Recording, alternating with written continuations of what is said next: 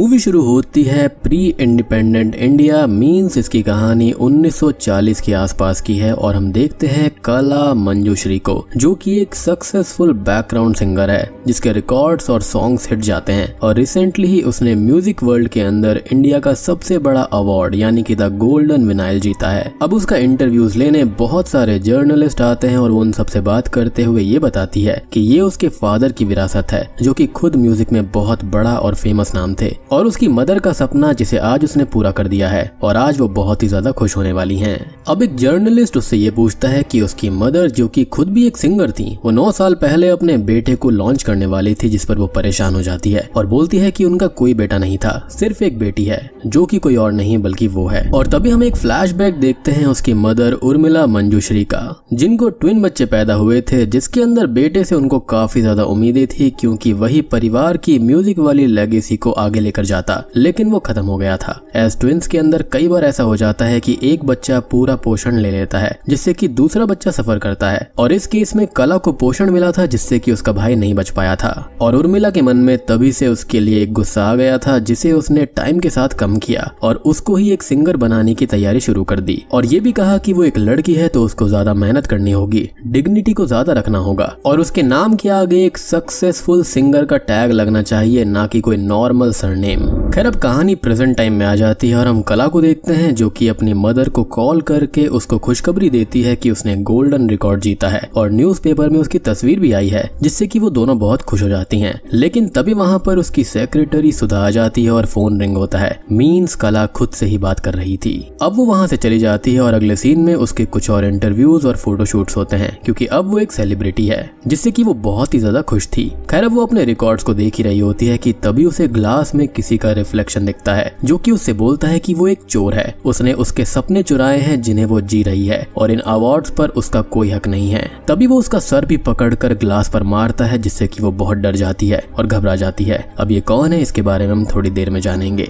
खैर अब अगले सीन में उसकी थोड़ी तबीयत ठीक नहीं थी और डॉक्टर उसको चेक करने आता है जो कि ये बताता है कि वो बिल्कुल ठीक है, जिस पर वो कहती है कि फिजिकली तो वो ठीक है लेकिन उसके दिमाग में शोर मचता है और मन में डर है जिस पर कि कुछ बुरा होने वाला है। अब डॉक्टर उसको समझाता है कि ये सब स्ट्रेस की वजह से हो सकता है और वो परेशान ना हो, जिस पर वो कहती है कि उसे स्लीपिंग पिल्स भिजवा दो जो कि खत्म हो गई थी। डॉक्टर ये बोलता है कि उसने हाल ही में उसको वो दवाइयां भिजवाई थी और उसको स्लीपिंग पिल्स ऐसे नहीं लेनी चाहिए। उनका ये कहना था कि उसे नॉर्मल सोने की कोशिश करनी चाहिए और दूध वगैरह पीना चाहिए, जिस पर वो कहती है कि उसको वो नहीं पसंद। अब आगे हम कुछ और फ्लैशबैक्स को देख पाते हैं जहाँ पर कला को उसकी मदर उर्मिला म्यूजिक प्रैक्टिस करवा रही थी और वो धीरे धीरे बड़ी भी हो गई थी, लेकिन उसका म्यूजिक इतना अच्छा नहीं था जो कि उसकी माँ को पसंद आए, और वो गुस्से में ये बोलती है कि उसके पास में कोई भी टैलेंट नहीं है और वो हार्ड वर्क भी नहीं करना चाहती। अब कुछ ही दिन के बाद में उस्ताद जी यानी कि बहुत बड़े गायक के आगे उसको परफॉर्म करना है और उसके बेसिक्स तक क्लियर नहीं है, तो आगे कैसे चलेगा। और सजा के तौर पर वो उसको घर से बाहर निकाल देती है और वो रात भर ठंड में तड़पती रहती है। खैर अब यहाँ पर वो दिन आ जाता है जो कि लाइव परफॉर्मेंस का था और बहुत कम लोग वहाँ पर आए थे। तो उर्मिला पूछती है कि दीवान मंजूश्री जो कि एक बहुत बड़े गायक थे, उनकी बेटी यहाँ पर गाने वाली है, लेकिन फिर भी इतने कम लोग यहाँ पर हैं। तो उस्ताद जी ये बताते हैं कि गांधी जी यहाँ पर आए हुए हैं तो सभी लोग वहाँ पर गए हैं, और ये वैसे भी क्लासिकल म्यूजिक है जिसको सुनने के लिए बहुत कम लोग आते हैं। अब कला अपना परफॉर्मेंस देती है जो कि अच्छा था, लेकिन तभी उसके परफॉर्मेंस के बाद में एक ऑर्फन लड़का जगन भी परफॉर्मेंस देने वाला था, और जब वो शुरू करता है तो उसको सुनने के लिए और ज्यादा लोग आ जाते हैं और उसकी परफॉर्मेंस बहुत ही अच्छी जाती है। उसकी आवाज के अंदर कुछ अलग ही जादू था और सब लोग, इवन यहाँ पर कला की मदर उर्मिला भी उससे इम्प्रेस्ड हो जाती है और उसको इनाम भी देती है। अब कुछ देर के बाद में उर्मिला उस्ताद जी से बोलती है कि उसे अपनी बेटी को नॉर्मल सिंगर नहीं बनाना है, उसको पंडित की उपाधि दिलानी है। अब म्यूजिक या फिर अदर आर्ट फॉर्म्स के अंदर जो भी एक्स्ट्रा ऑर्डिनरी होता है उसको उस्ताद जी या पंडित जी जैसी उपाधि मिलती है, और वो चीज उस लड़के जगन के पास ऑलरेडी थी क्योंकि उसके पास में एक गॉड गिफ्टेड वॉइस थी। खैर अब अगले सीन में उर्मिला जगन को घर पर लेकर आती है और उसको वहीं पर रखने वाली थी, और वो कला को उसे दूध लाकर देने का बोलती है। खैर कला अब उसको दूध देती है और फिर वो लोग बात करते हैं जहाँ पर वो बताता है कि उसकी मदर उर्मिला ने ये बताया है कि कला भी अच्छा गाती है और अब से वो तानपुरे पर उसका साथ देगी, और ये सुनकर उसे बहुत बुरा लगता है और वो बाहर चली जाती है, जिसे संभालने के लिए वो भी बाहर जाता है। और अब हम समझ सकते हैं कि यहाँ पर कला को दूध पसंद क्यों नहीं था, क्योंकि जो उसकी सारी की सारी प्रिविलेजेस थी यहाँ पर वो एक ऑर्फन को मिल रही थी। खैर अब बाहर काफी ठंड थी जिससे कि जगन को फीवर आ जाता है और कला उसका टेम्परेचर चेक करने जाती है, लेकिन तभी उर्मिला वहां पर आकर उस पर गुस्सा करती है कि किसी सिंगर के मुंह में थर्मोमीटर नहीं डालना चाहिए, इसके अंदर मरकरी होता है जिससे आवाज जा सकती है और ये बात वही समझ सकता है जिसका गायक फैमिली से संबंध हो, और ये उसके ऊपर एक टॉन्ट था। अब कहानी फिर से प्रेजेंट टाइम में आ जाती है और कला नई फिल्म की सॉन्ग रिकॉर्डिंग और गाने के लिए तैयारी कर रही थी। तभी उसे न्यूज मिलती है कि एक बहुत बड़े म्यूजिक डायरेक्टर सनियल जी गुजर चुके हैं। फिर अगले सीन में कला का एक इंटरव्यू हो रहा होता है जहां पर उससे सनियल जी के बारे में पूछा जाता है और वो बताती है कि उसे उनके साथ गाने का कभी मौका नहीं मिला। लेकिन तभी फिर से वही इंसान जो कि उसको ग्लास में दिखा था वहां पर आकर उससे बोलता है कि वो झूठ बोल रही है, और पिछले सीन से हमें इस इंसान के बारे में पता चल चुका है कि ये कोई और नहीं बल्कि जगन है। अब हम फ्लैशबैक देखते हैं जहां पर सनियल जी घर आए हुए थे। जी हाँ, यानी कि यहाँ पर कला उनको जानती थी, जहां पर वो जगन का गाना सुनते हैं और उससे बहुत ही ज्यादा इम्प्रेस्ड हो जाते हैं। और कला का भी सॉन्ग उनको सुनना था, लेकिन उर्मिला उसे गाने से मना कर देती है और जगन को ही गाने के लिए बोलती है, जिससे कला को काफी दुख होता है। एज अब उर्मिला सिर्फ जगन के ऊपर ही फोकस कर रही थी, उसको ही पुश कर रही थी। और उसके अगले ही सीन में वो सनियल जी के साथ में अपनी मदर को भी देखती है, यानी कि उन दोनों का अफेयर भी चल रहा था।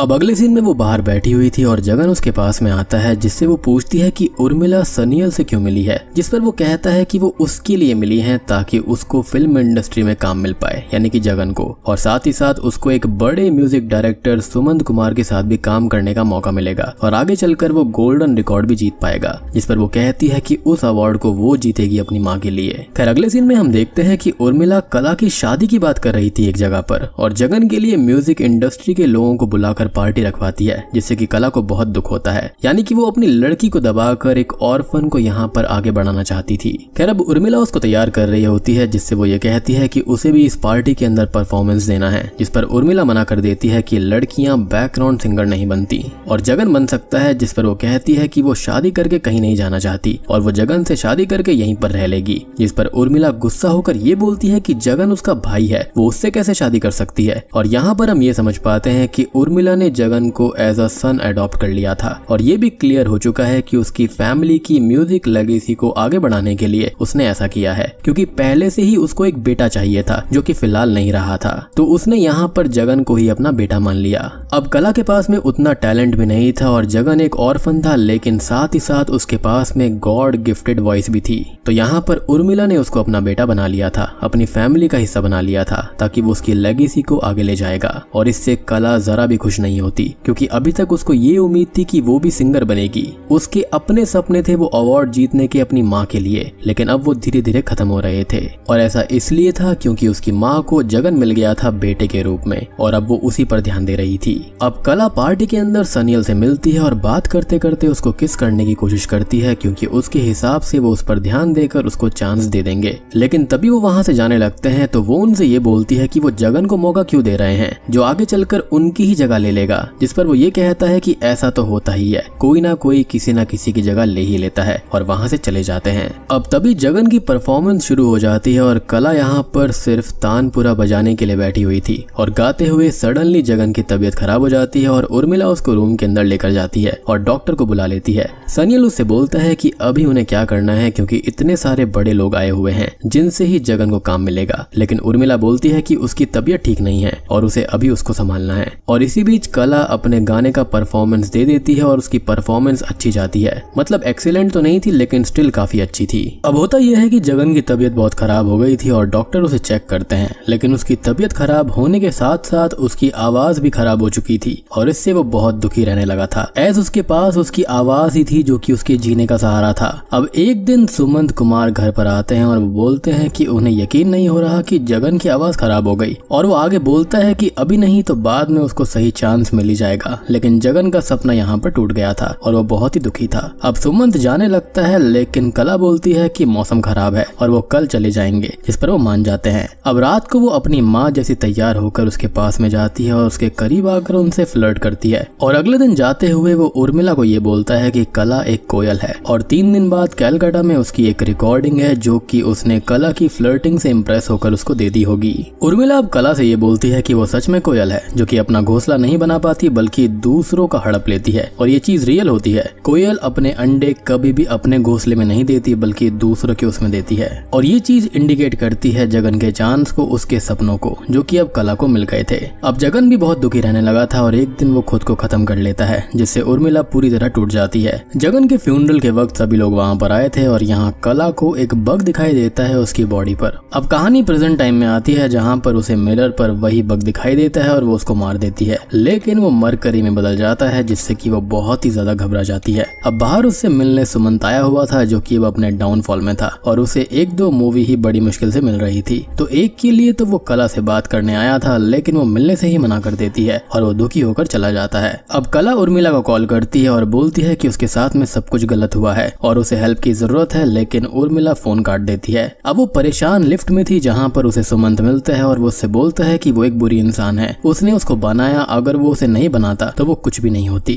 और ये सब तो पहले से ही जगन का था। और ये लाइन कला को हिट करती है सीधा दिल में, जिससे उसको बहुत दुख होता है। अब हम फ्लैशबैक देखते हैं जहाँ पर वो रिकॉर्डिंग पर जाने के लिए तैयार थी और उर्मिला बोलती है कि वो जाए, लेकिन कभी वापस नहीं आनी चाहिए, क्योंकि अगर वो एक बार बाहर चली गई तो यहाँ पर नहीं आएगी। जिस पर वो ये कहती है कि वो खुद भी तो एक सिंगर थी, उन्होंने सब कुछ छोड़ा सबके लिए, तो उसमें क्या गलत है, और वो तो उनके लिए ही सब कुछ करती है, लेकिन कुछ भी इनफ नहीं होता। और उर्मिला गुस्सा होकर वहाँ से चली जाती है। अब हम कला को देखते हैं जिसका एनवायरनमेंट सडनली चेंज हो गया था, जहाँ पर वो अकेली थी और उसके सामने खाली माइक था, जिसका सीधा मतलब यह है कि अब उसके पास कोई और नहीं, सिर्फ म्यूजिक है। अगले सीन में हम कैलकाटा की रिकॉर्डिंग को देखते हैं जहाँ पर कला अच्छे से नहीं गा पा रही थी और एक के बाद एक टेक उसको लग रहे थे और अब सब ये बोलते हैं कि उसे लाना वेस्ट है और सुमंत भी यही बोलता है, जिससे वो बहुत दुखी हो जाती है। ऐसा वो घर तो जा ही नहीं सकती थी, साथ ही साथ उसका सपना भी टूटने वाला था। अब वो बाहर आती है जहाँ पर सुमंत उसे मना कर देता है, लेकिन वो रोते हुए उससे रिक्वेस्ट करती है और वो उसकी मजबूरी को देखकर उसको मोलेस्ट करता है और चांस देने के लिए एग्री हो जाता है। अब वो दुखी खड़ी हुई थी क्योंकि अपने सपने के लिए उसने लास्ट कदम भी उठा ही लिया था और उसे जगन और उसकी कॉन्वर्सेशन याद आती है, जहाँ पर वो ये बोल रहा था कि वो टाइम आने पर सुमंत के साथ काम करेगा, गोल्डन रिकॉर्ड लाएगा, जिस पर वो बोलती है कि वो भी गाएगी और माँ के लिए उस रिकॉर्ड को लेकर आएगी, जिस पर वो ये कहता है कि ये कोई वजह नहीं हुई और वो बोलती है कि वो भी तो माँ के लिए गाता है, जिस पर वो ये कहता है कि वो माँ के लिए नहीं गाता, उसके लिए गाना सांस लेने जैसा है। और यही इन दोनों के बीच का अंतर है, जहाँ पर कला अपनी माँ को खुश करने के लिए, माँ के सपने के लिए सब कर रही थी और खुद के ऊपर बस एक सिंगर का टैग लगाने के लिए, एक लेगेसी आगे ले जाने के लिए सब कर रही थी।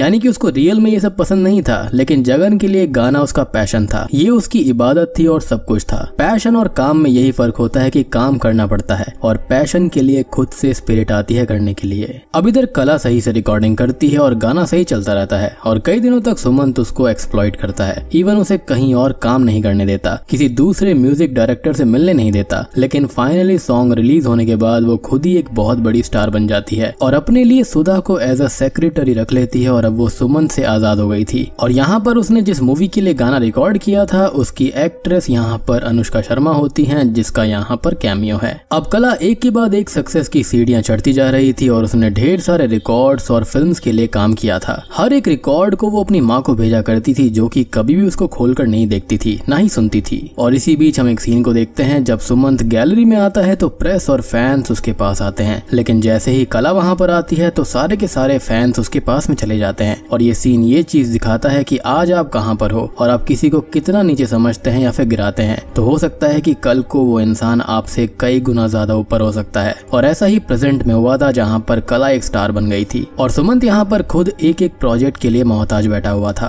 अब प्रेजेंट टाइम में मूवी आती है जहाँ पर हम कला को देखते हैं जो कि काफी परेशान हो गई थी और प्रेस वाले उसका इंटरव्यू लेने आते हैं, लेकिन उसको जगन की स्पिरिट दिखती है, जिससे वो ये पूछती है कि उसने अपनी जान क्यों ली थी, उसकी सिर्फ आवाज गई थी, जिस पर वो बोलता है कि उसकी आवाज ही तो उसके लिए सब कुछ थी। वो उससे पूछता है कि क्या वो खुश है, जिस पर वो मना कर देती है और ये बोलती है कि उसकी माँ तो अभी खुश नहीं है, यानी कि वो अभी भी अपनी माँ को खुश करने के लिए ही ये सब कर रही थी। इनफैक्ट उसे खुद नहीं पता था कि उसने स्टार क्यों बनना चुना था। खैर अब अगले सीन में कला रिकॉर्डिंग के लिए जाती है और यहाँ पर उसे वही ठंडा माहौल, बर्फ वगैरह दिखने लगती है जैसे माहौल के अंदर जगन खत्म हुआ था और उसे जगन की मौत के अपनी माँ के विजन्स आते हैं, जिससे उसकी हालत खराब हो जाती है। बेसिकली वो साइकोलॉजिकल लेवल पर काफी डिस्टर्ब हो चुकी थी। सुधा उसे घर लेकर आती है और वो बहुत ही ज्यादा अनस्टेबल हो गई थी और वो कभी भी जगन के बारे में ये बोलने लगती थी कि वो रियाज कर रहा है, कभी अपनी माँ से खुद ही बात करने लगती और सुधा इससे बहुत ज्यादा परेशान होकर उसको संभालती है और पानी लाकर देती है, लेकिन पानी का ग्लास उसे दूध का ग्लास दिखाई देता है, जिससे वो बहुत डर जाती है और दूध वाली बात हम जानते हैं कि ऐसा क्यों था।